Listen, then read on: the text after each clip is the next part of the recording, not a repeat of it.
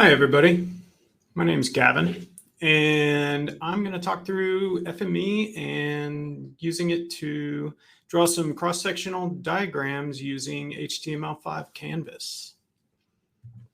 A quick introduction to myself. I'm an FME specialist. I've been using FME for about 8 years, and I last presented at World Tour in 2016 in St. Louis.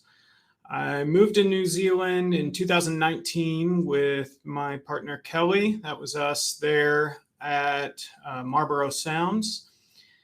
And then we moved from Prairie Village, Kansas. You can't get much more Midwestern United States than that. It's actually a suburb of Kansas City. So roughly a million people, just over a million people there. So that's a bit about me. I work for Abley. Abley's a locations intelligence company. We do quite a bit in the transportation space. There's 81 staff around the country and 4 certified desktop professionals. We've got 3 server professionals and 2 certified trainers. We're also in Esri shop, so we're partners with Esri. And we do quite a bit in the geospatial space and data space. So that's us. Today, I'm going to briefly talk about what the requirement was in text form because we really didn't know much about it except for in meetings. We had a client who would go out and they would survey before construction works would start, and they were looking for subsurface utilities underneath the road surface where they were going to be doing construction. They called them potholes. So what is a pothole? It's not quite what you're thinking. It's not actually a pothole in the road that might tear up your tire. It is a slot trench, typically a slot trench that's dug in the ground, and then they'll hydrovac it out and use their survey equipment to pick up all the subsurface utility lines that are under there. So the picture in the middle there would be an example of a pothole dug out, and it looks like they've got about 6 different utility service lines through there. On the right-hand side is the actual hard deliverable that Christchurch City Council required. And I believe they still require it. It's a PDF log sheet. The top and bottom, you'll see some tables, and then in the middle of the photograph, that's pretty straightforward how we would be able to apply those. But in the middle there, you'll see a cross-sectional diagram that proved to be a little bit trickier. Just for awareness, they were spending anywhere from 1 to 2 hours per pothole to make these log sheets, and a project could be anywhere from 5 potholes to 120 potholes. So it could be a substantial amount of time that they were looking for some help. To do the cross-section diagrams, we needed to find out a few things. We needed to know the distance from the edge of the pothole or a landmark. In the diagram there, it'd be a fence. And then we also needed to know the depth associated with the utility service. Those were easy in the real world. And to apply those within a diagram on the sheet, the team chose to go with the FME Hub transformer HTML to image converter. What this allowed us to do was write some HTML on the left-hand side to draw a circle, for example, and using that custom transformer, it would convert it to a JPEG file, which we could then put into the PDF log sheet. Now we're on to how we're going to do this with FME. All right, so first we need to define the distance to the edge and the bottom of the slot trench or the pothole. We would then convert that to a percentage. And the reason we do that is because we have a finite amount of space within the page in pixels that we can associate these utilities.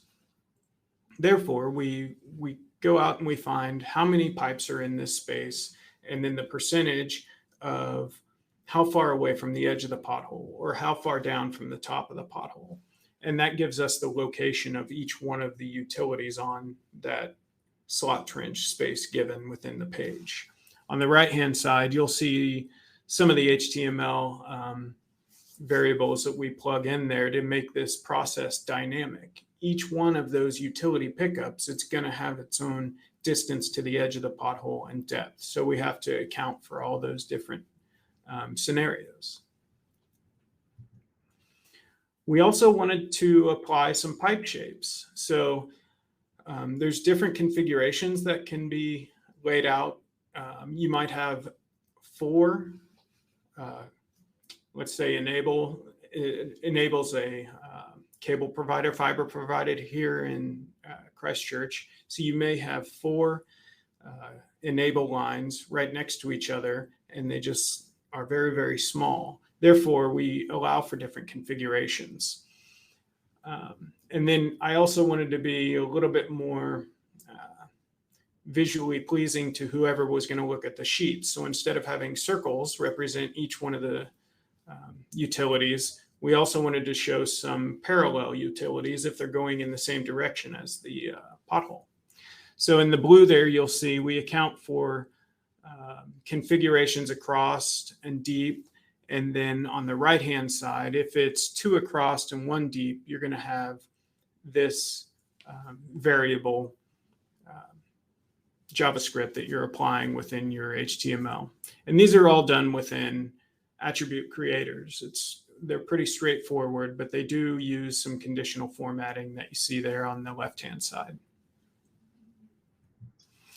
So these are your outputs. On the right-hand side, you'll see the log sheets that we turn over to Christchurch City Council. And then the left-hand side show you some examples of the cross-section diagrams. You'll see the top example has some of the configuration. Number 6 there has a 2x1, 2 across and 1 deep. And then down on the bottom, you'll see some of the fun parallel utility lines. We started to incorporate Bezier curves for demonstrating any utilities that were running in the parallel with the slot trench. And then on the right-hand side, as mentioned, you'll see a new potholing log sheet. Those come out for each one of the potholes systematically, very quickly. The potholing module is only a piece of what we actually offer at Abley called Enhanced Feature Capture. This is a survey to GIS and CAD conversion tool. What the user does is they upload their survey material or survey outputs into FME Server, which I'll show you here in a second, and it converts it to the data types that the designers and the GIS staff really want. The designers want the CAD with all the features and depths and the 3D information within there. And then on the right-hand side, you'll see a file geo database that comes out for the GIS team. As mentioned, this is all up on FME Server now. So the client can go and they type in their username and password and do an upload themselves. If they're working in the middle of the night and they have a quick turnaround that they need to get done, it's all at their fingertips at this point. So they can upload those and get the outputs, get the PDF log sheets, they get a file geodatabase, that Civil 3D CAD, and then I believe they also get a shapefile nowadays. It was a request by a different client of theirs. So it's been a really good project, and I really enjoy using FME for unique use cases like this, and writing out some HTML to draw circles and lines is definitely an example of using FME in a little bit quirkier way. If anybody has any questions, I'd be happy to field them now. Take a look here.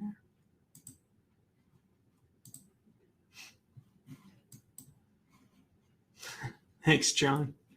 John said to go Royals. That's the hometown baseball team in Kansas City.